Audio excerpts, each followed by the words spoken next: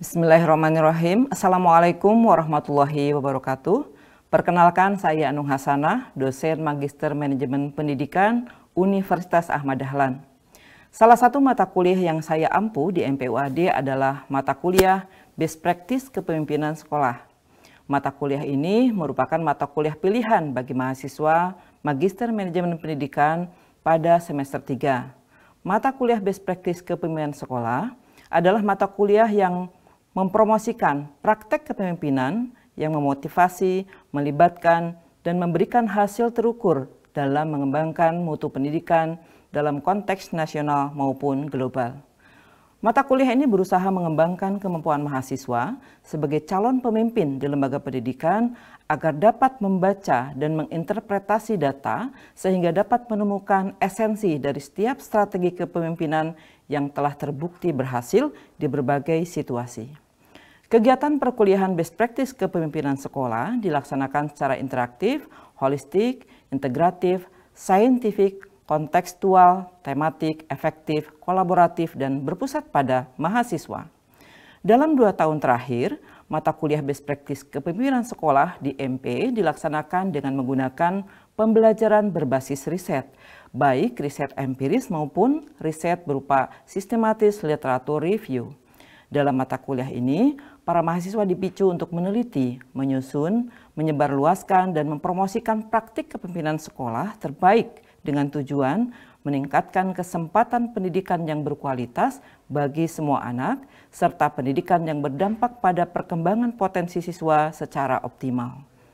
Best Practice Kepemimpinan Sekolah memiliki 4 sub capaian pembelajaran mata kuliah, yaitu sub CPMK yang pertama, mahasiswa memahami konsep dasar best practice kepemimpinan sekolah dalam mengembangkan mutu pendidikan sebagai sebuah kegiatan reflektif dalam membangun keterampilan kepemimpinan pendidikan.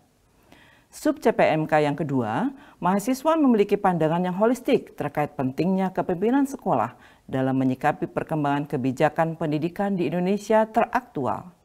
Sub CPMK yang ketiga, mahasiswa mampu mengambil keputusan untuk menentukan skala prioritas dalam menyelesaikan permasalahan yang sedang dihadapi di sekolah atau di madrasah.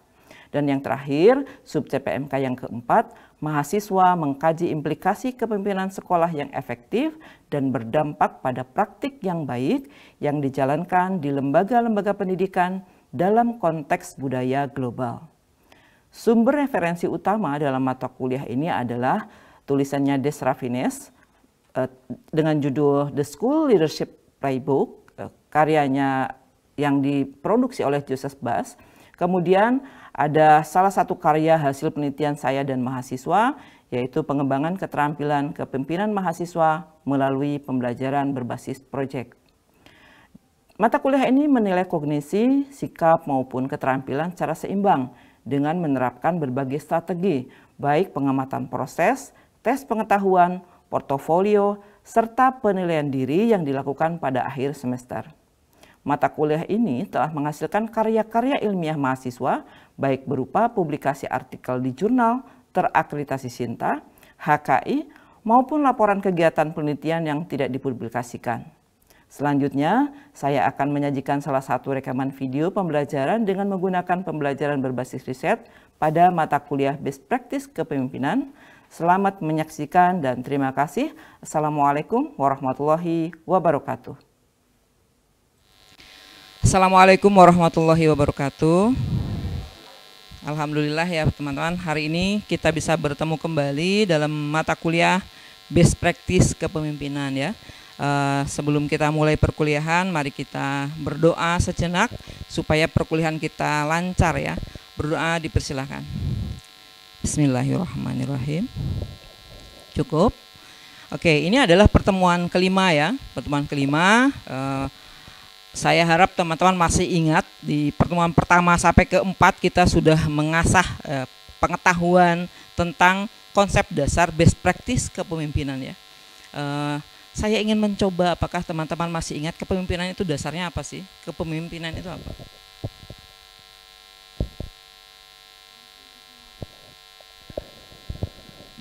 Kepemimpinan itu menurut saya mampu mempengaruhi personifikasi yang ada di dalam sebuah lembaga tersebut. Baik, terima kasih ya. kemampuan mempengaruhi orang lain ya, supaya orang lain bisa bekerja. Nah kan kita di mata kuliah ini kita akan mempelajari tentang apa sih yang sudah dilakukan oleh orang lain supaya mereka itu bisa sukses sebagai pemimpin. Bagaimana cara mereka mempengaruhi orang lain, gitu ya. Dengan cara apa? Tentunya kepemimpinan yang satu dengan yang lain pasti akan berbeda. Nah Pak, karena kita memang sudah kurikulum OB ya, outcome based education gitu ya, maka kita dituntut outcome-nya itu selain kemampuan berpikir sendiri. Kalau kita mikir sendiri diam aja kan mana orang tahu kan ya. Nah maka kemampuan berpikir kita harus diungkapkan dalam bentuk lisan maupun tulisan. Nah, ini adalah langkah pertama ya, setelah kita belajar tentang konsep, mari kita mulai ke research based learning ya. Hari ini teman-teman akan saya minta untuk memilih ya, untuk memilih tema-tema mini riset kelompok tentang kepemimpinan sekolah. Nah, sesuai dengan kelompok kemarin, teman-teman cukup dua-dua aja ya, karena kita kelasnya memang seperti ini, cukup kiri kanan ini sudah berkelompok ya, sudah ya. Oke. Nah, teman-teman harus mampu juga bekerja sama. Jadi nanti teman-teman tidak boleh menguasai ya salah satu ya, nggak boleh menekan salah satu. Ini pendapatku ini gitu. Tapi dua orang ini harus berdiskusi ya, gitu. Atau jangan yang satu numpang tenar gitu ya, nggak boleh ya. Numpang tenar aja, nitip nama doang gitu ya, nggak boleh ya. Karena Anda nanti setelah lulus kuliah akan menjadi leader, toh kita akan berpisah, maka kompetensi adalah milik kita sendiri gitu ya, nggak boleh nitip teman. Gitu. Baik. Sudah dipahami ya apa yang akan dilakukan ya. Oke. Nah, dalam proses ini teman-teman harus mencari topik penelitian terkait apa yang harus dilakukan oleh seorang kepala sekolah ketika dia menghadapi permasalahan, gitu ya. Karena kita topiknya kepemimpinan kepala sekolah, maka yang penting adalah kita melihat manajerial di sekolah. Bagaimana kinerja manajerial di sekolah? Banyak hal yang kita bisa jadikan sumber ketika kita akan mencari topik-topik pekerjaan kepala sekolah. Banyak kan? Banyak sekali. Tetapi Bapak Ibu, teman-teman semua, kita ini kan di Indonesia ya, kita di Indonesia. Ketika kita mengelola sekolah, maka mau tidak mau kita harus mengikuti aturan kebijakan dari pemerintah. Kan teman-teman sudah belajar tentang kebijakan ya, kebijakan sekolah, kebijakan pendidikan ya. Nah, mari kita mencoba mencari apa sih sebenarnya aspek-aspek penting pekerjaan kepemimpinan kepala sekolah itu berdasarkan IASP 2020. Di sini ada yang sekolahnya sudah diakreditasi dalam waktu 1 tahun terakhir, 2 tahun terakhir? Enggak ada ya? Berarti belum kenal dengan IASP 2020. Itu ada yang sudah, mana yang sudah? Instrumen, Sispena, sudah kenal kan ya? IASP itu temannya Sispena ya, karena si IASP ini dimasukkan ke dalam Sispena. IASP ini adalah instrumen akreditasi satuan pendidikan yang baru dimulai diterapkan di Indonesia itu tahun 2020. Mungkin kalau teman-teman yang kepala sekolah lama mesti sudah pernah diakreditasi dengan instrumen lama. Nah, instrumen baru ini berbeda. Ada yang masih ingat kalau standar nasional pendidikan itu ada berapa? 8. Nah, instrumen akreditasi yang dulu kan ngacunya ke SNP itu ya. 1 standar mutu lulusan, 2 standar isi. Nah, IASP ini berbeda. IASP ini dibagi menjadi 4. Komponen mutu lulusan, komponen proses pembelajaran, komponen guru, dan komponen manajemen sekolah atau madrasah. Nanti akan saya share IASP-nya ya sebagai bahan kerja teman-teman semua. Nah, karena ini kita bicara tentang kepala sekolah, maka kita fokus ke sini teman-teman. Komponen kerja manajemen sekolah itu di sini.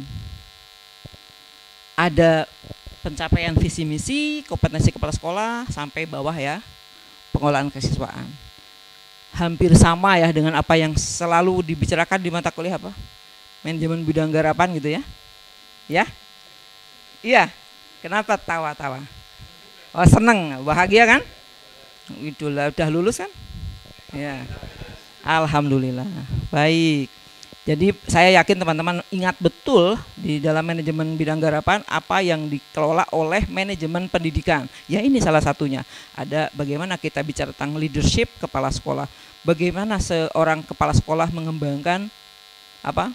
Budaya sekolah. Lalu apa lagi? Apa yang dikelola lagi dalam bidang garapan? Manajemen apa? SDM. Apa lagi? Kurikulum, kesiswaan, pembiayaan. Oke. Itulah ya, itu makanan sehari-hari para guru dan kepala sekolah saya kira. Sampai humas ya. Oh betul sampai humas. Baik.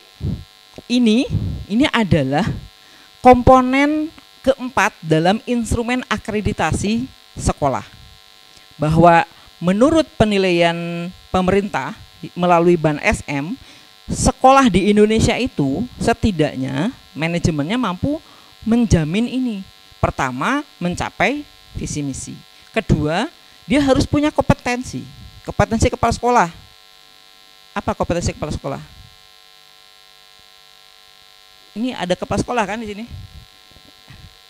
Manajerial, betul Pak Lulu. Kompetensi manajerial. Kompetensi apa lagi? Apa? Supervisi, kewirausahaan, apa lagi? DLL ya, apa dan lain-lain, banyak ya. Oke, baik. Nah, minggu lalu saya kan sudah mengirimkan Google Form kepada teman-teman untuk memberikan pendapat hasil analisis lingkungan. Saya akan minta teman-teman menurut Anda, apa sih permasalahan persekolahan yang saat ini sedang terjadi? Di ini ada 30 responden karena gabung ya antara kelas A dan kelas B. Jadi yang jawab lebih banyak gitu ya. Ada 30 responden. Kemudian data ini saya coding. Sudah saya coding. Dari 30 responden itu ketemu ada 18 coding ya, 18 coding. Ini bisa dibacakan ya? Bisa. Coba bacakan Pak. Yang nomor 1 apa itu?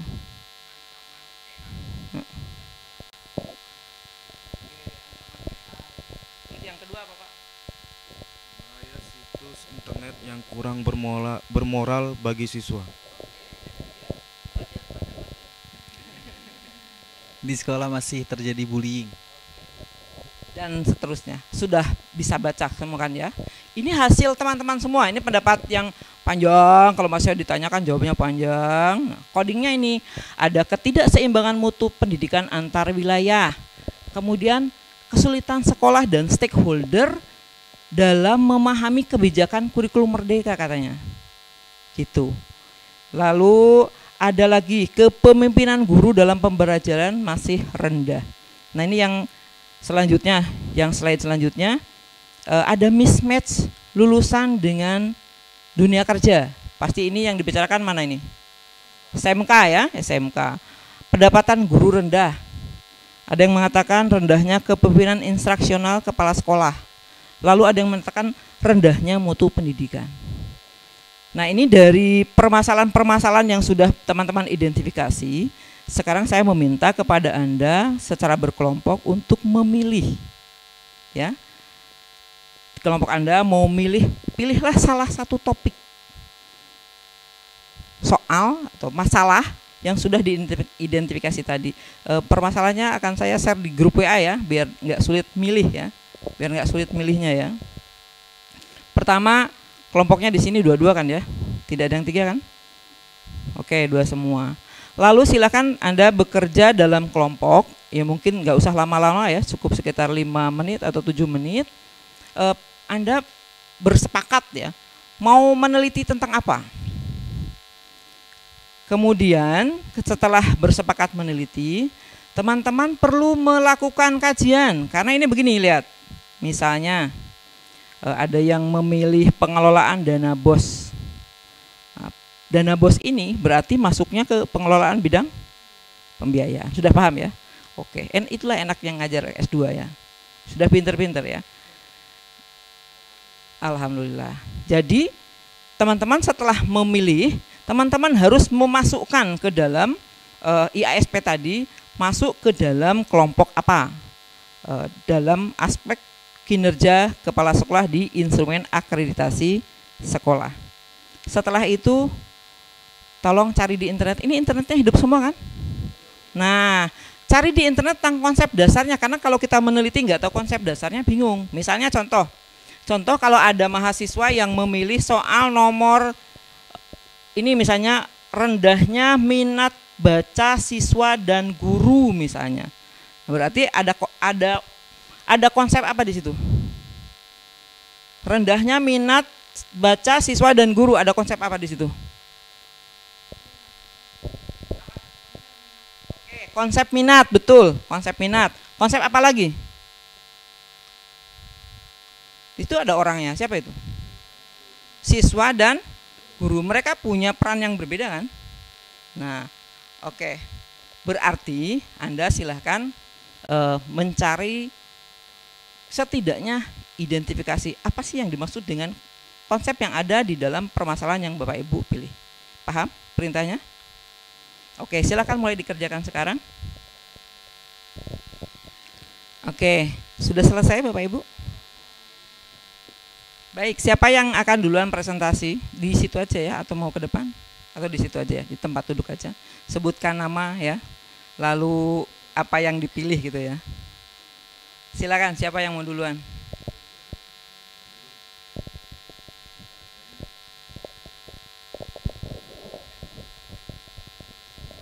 Assalamualaikum warahmatullahi wabarakatuh. Seperti biasa saya dan Mas Fadlan berkelompok berdua ya. Untuk kali ini kami memilih tema atau permasalahan terkaitan dengan sekolah swasta yang banyak kehilangan guru karena P3K. Nah, dalam komponen IASP-nya yaitu berkaitan dengan pengelolaan guru dan tenaga kependidikan. Selain itu juga bisa masuk ke dalam pengelolaan pembiayaan. Karena di dalam permasalahan ini biasanya kalau orang pindah itu yang pertama permasalahannya adalah terkait dengan kesejahteraan. Nah, itu biasanya berkaitan dengan pengelolaan pembiayaan dari segi income yang kurang mungkin. Lalu yang kedua bisa juga karena faktor pengelolaan gurunya atau kependidikannya yang mungkin bisa juga kurangnya jenjang karir dari guru tersebut, atau juga kurangnya pelatihan-pelatihan terhadap guru sehingga kemampuan dari guru tersebut tidak bertambah selama bekerja di tempat tersebut. Mungkin itu, Bu. Oke, baik, terima kasih Pak Jaya. Ada yang berbeda pendapat dengan Pak Jaya? Pak Jaya memilih tentang sekolah swasta kesulitan karena gurunya hilang ya pada ikut P3K. Ada yang katanya Pak Jaya ketika guru keluar ya, itu permasalahannya dengan dua hal. Pengelolaan keuangan dan pengelolaan guru dan tendik. Ada yang punya ide lain? Kenapa cuma diem? Setuju apa enggak setuju? Oh, sepakat. Oke, baik, sepakat. Baik, terima kasih. Silakan Pak Jaya ditulis dan kalau sudah selesai disubmit di LMS ya. Siapa lagi? Oke, silakan Bu Dita. Terima kasih Bu. Di sini saya berkelompok dengan Bu Ima. Kami memilih tema implementasi P5 di sekolah baru sekedar tahap ritual, di mana itu merupakan pengelolaan kurikulum.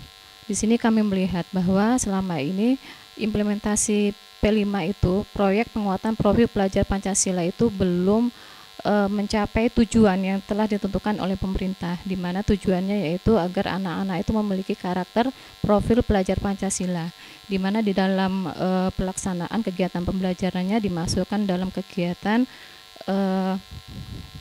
kalau intrakurikuler itu sudah terstruktur, kokurikuler itu adalah P5 dan ekstrakurikuler itu untuk minat dan bakat.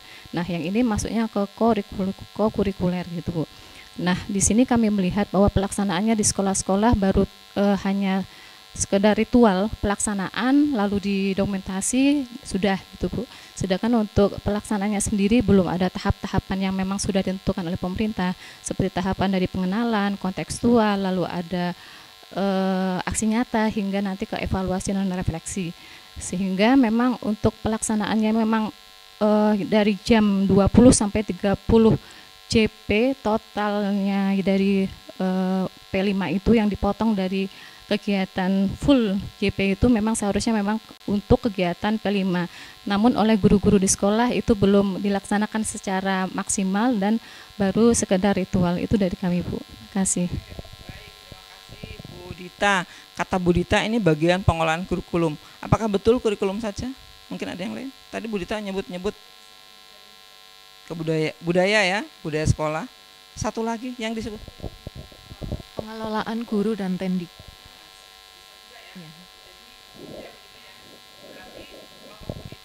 Nanti akan meneliti tentang P5 ya.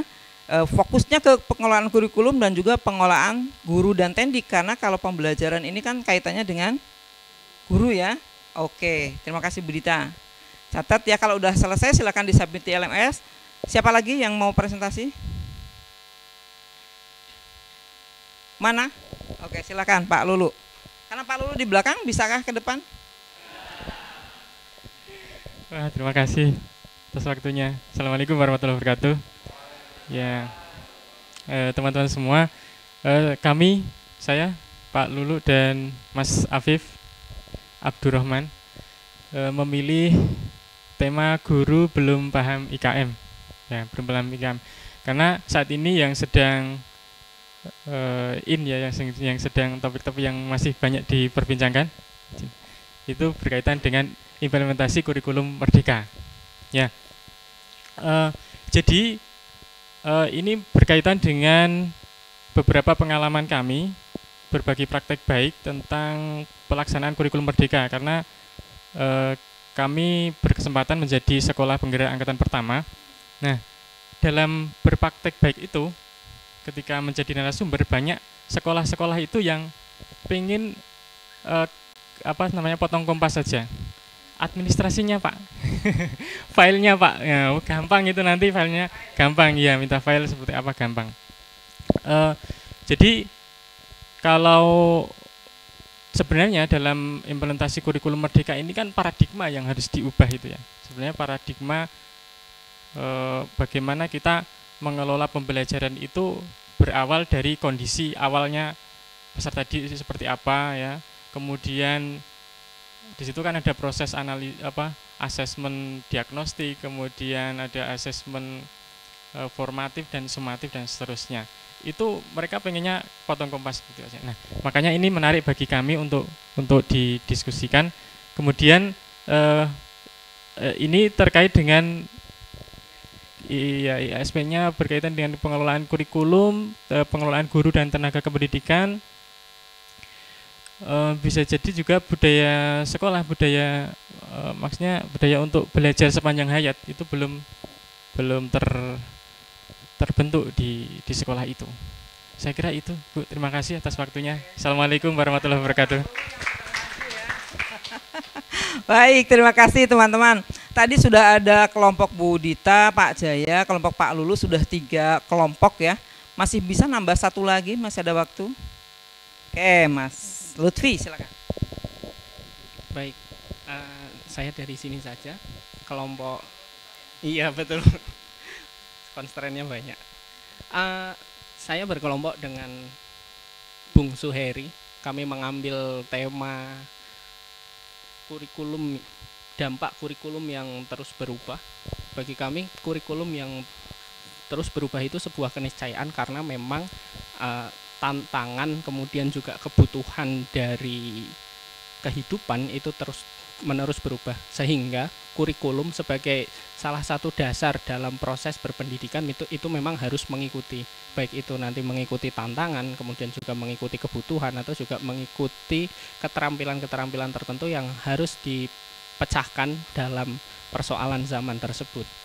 Kemudian contoh dari dampak kurikulum yang terus berubah ini, misalnya diambil kasus tentang kemunculan dari artificial intelligence atau kecerdasan buatan seperti itu. Nah, bagaimana kemudian kurikulum itu harus menjembatani, atau apakah nanti pendidikan itu harus mengalahkan dari kecerdasan buatan, hidup berdampingan, atau mungkin kita bisa memiliki pandangan lain terhadap itu. Misalnya saja dengan AI, apabila kita tidak mengantisipasi bagaimana nanti dampaknya, kita bisa menjadi malas. Kita tidak bisa berpikir, atau siswa tidak lagi memiliki kemampuan untuk berpikir, karena memang ketika kita mengetikkan 1 atau 2 klausa di situ atau kalimat di situ, bahkan jawabannya bisa sangat panjang. Semalam saya baru saja mencoba, ya, sebetulnya juga dalam beberapa pekerjaan saya memanfaatkan itu, Bu. Ya. Saya mencoba untuk minta dijelaskan 1 kalimat dari 2 klausa, dan itu jawabannya langsung panjang sekali. Pertama saya mencoba untuk menjelaskan aliran kubisme dalam seni rupa, dan itu langsung dijawab panjang, bahkan sampai referensi buku yang bisa digunakan untuk belajar. Hanya dari 3 kata atau 1 kalimat. Kemudian yang kedua, saya minta dijelaskan tentang asal-usul midok-dok. Dan itu sangat tahu sekali, bahkan mungkin bisa saya tunjukkan saat ini juga untuk buktinya seperti itu. Itu bukti bahwa pendidikan itu harus berubah. Bagaimana kita bersikap terhadap AI, apakah nanti kita akan menganggapnya sebagai ancaman atau mungkin kita justru menjadikannya sebagai peluang. Sehingga kurikulum memang sewajarnya harus berubah, karena tidak mungkin kurikulum yang digunakan pada 2 atau 3 dekade yang lalu skillnya atau keterampilannya masih relevan untuk digunakan saat ini. Kemudian untuk kaitannya dengan IASP, menurut kelompok kami itu beberapa komponen yang menjadi bagian dari kurikulum ini adalah 1, kompetensi kepala sekolah, kemudian yang kedua adalah pengelolaan kurikulum, dan yang ketiga adalah pengelolaan guru dan tenaga kependidikan. Karena guru dan tenaga kependidikan itu adalah pengajarnya atau salah satu source utama dari transfer ilmunya, kemudian kurikulum itu adalah materi utamanya atau dasar utamanya, bahan utamanya dalam penyelenggaraan proses pendidikan, dan kompetensi kepala sekolah itu adalah karena kepala sekolah adalah eksekutif atau pengambil kebijakan dalam unit pendidikan. Terima kasih. Tepuk tangan untuk kita semua. Baik ya, sudah ada 5 kelompok presentasi karena waktunya kita sudah mepet ya. Yang penting saya tanya kepada teman-teman, apakah teman-teman paham untuk kegiatan hari ini? Maksudnya apa? Sudah paham ya? Semua sudah menemukan topik? Oke, nanti karena waktu sudah habis ya, jamnya sudah tutup. Yang belum presentasi silakan, yang belum maupun yang sudah ya, sama-sama tolong hasil pekerjaannya disubmit di LMS. Nah, untuk minggu depan kita akan melanjutkan perkuliahan ini, masih tetap temanya, tapi setiap kelompok kan sudah punya sub pokok bahasan masing-masing. Ke minggu depan kita akan membuat draft ya, draft latar belakang permasalahan terkait kepemimpinan sekolah. Mohon teman-teman mempersiapkan bahan bacaan ya. Jadi bahan bacaan itu boleh searching di Google Cendikia, di Erik, di Scopus ID ya. Boleh silakan teman-teman unduh dulu dari rumah. Nanti ketika kita bertemu kita akan belajar bagaimana caranya mengkaji literatur untuk menemukan konsep-konsep dasar penting terkait topik-topik penelitian yang sudah Bapak Ibu pilih. Begitu? Ada yang ingin bertanya? Baik, kalau tidak ada yang bertanya, saya ucapkan terima kasih untuk hari ini. Semoga apa yang kita pelajari bisa bermanfaat untuk kita semua saat ini maupun saat nanti teman-teman semua sudah pada lulus. Mari kita tutup kuliah siang hari ini dengan membaca tahmid bersama-sama. Alhamdulillahirrahmanirrahim. Terima kasih semuanya. Assalamualaikum warahmatullahi wabarakatuh.